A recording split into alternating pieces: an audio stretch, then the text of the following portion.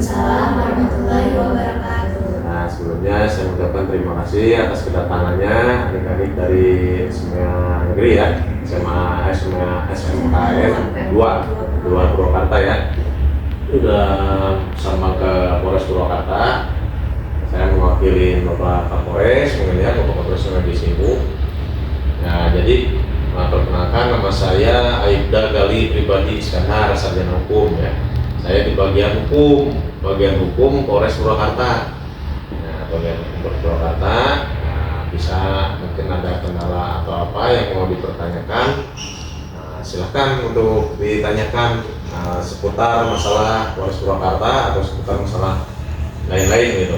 Silakan. Awal dari pengen tahu dulu nama ini siapa? Ya, sebelumnya perkenalkan. izin memperkenalkan diri dulu. Nama saya Siti Laura Hasani. Saya dari kelas jurusan Ini Perkenalkan diri, nama saya Siti Alia Rahman.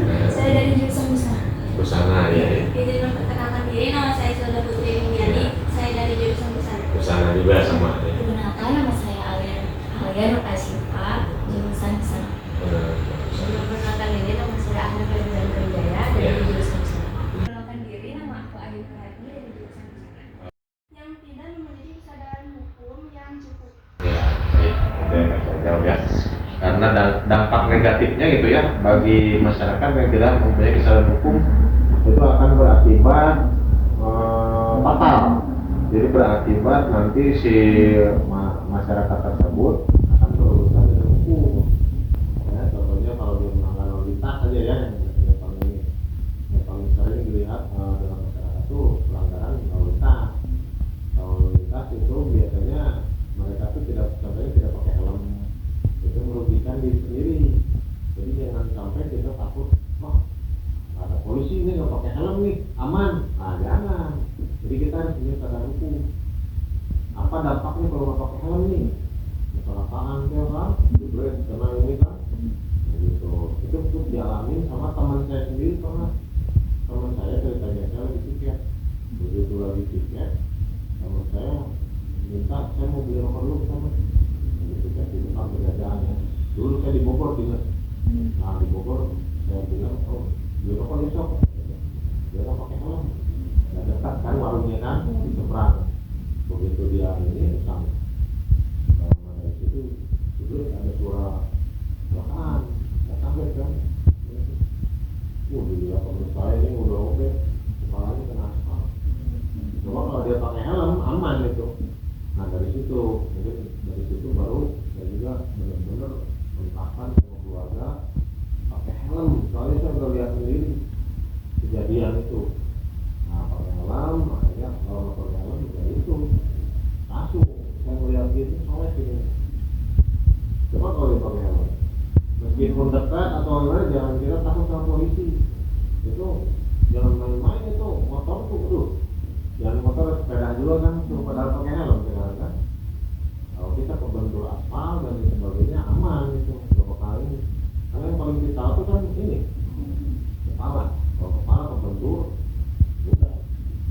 Itu jadi yang rugi masyarakat sendiri. Kita sadar hukum, sadar hukum menerapkan harus diri sendiri dalam diri sendiri. Karena kalau dia mau juga, percuma kan misalkan ada polisi aman nih, jangan sampai gitu.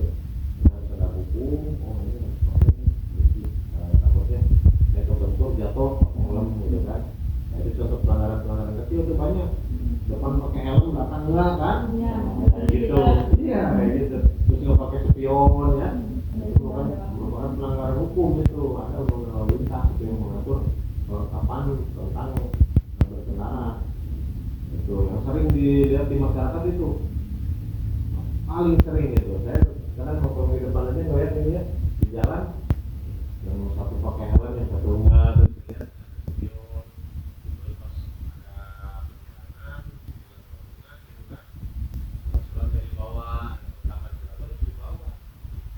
Penting karena untuk supaya kita tertib lalu lintas.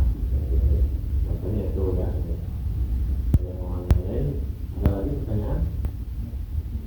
saya ingin bertanya, siapa yang terlibat dalam ketidakadilan hukum?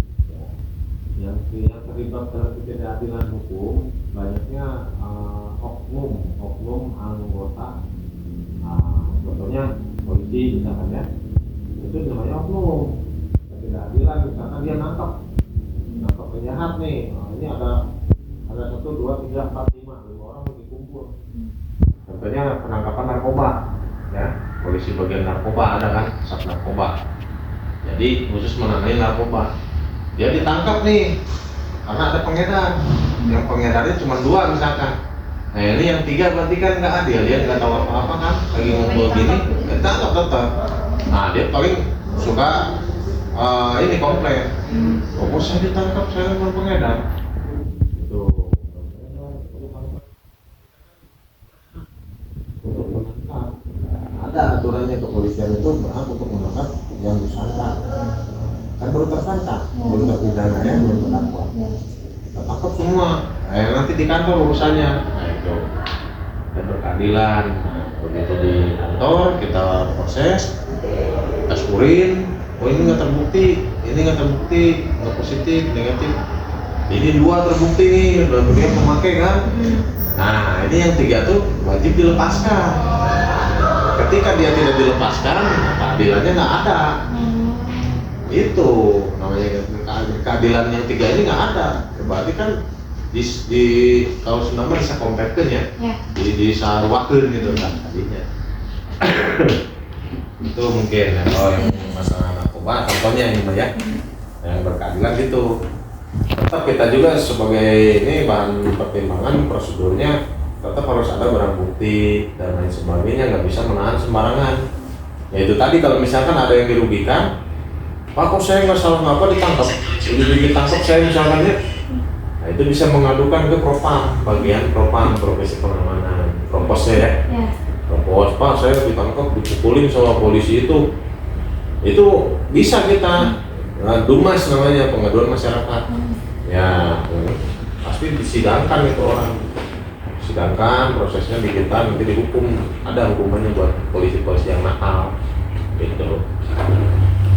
Kalau di kejaksaan, di pengadilan mereka ada tersendiri, ada tim auditnya, ada proposnya lah, dia juga sama. Itu mungkin ya.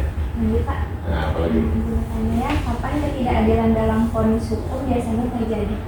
Ketidakadilan dalam vonis hukum itu terjadi kadang biasanya waktu hakim memutuskan perkara. Nah, contohnya yang tadi saya bilang, begitu dia diputuskan harusnya hukuman 5 tahun menjadi 10 tahun atau 5 tahun menjadi 2 tahun ya. Kalau bagi si pelaku sih dia senang kan, senang saya punya 5 tahun jadi 2 tahun kan. Nah tapi bagi si korban yang kecurian, oh Pak ini nggak adil, ini hukumannya kan di KUHP harusnya 5 tahun misalkan kan, aku jadi sama ada proposnya lah, dia juga sama.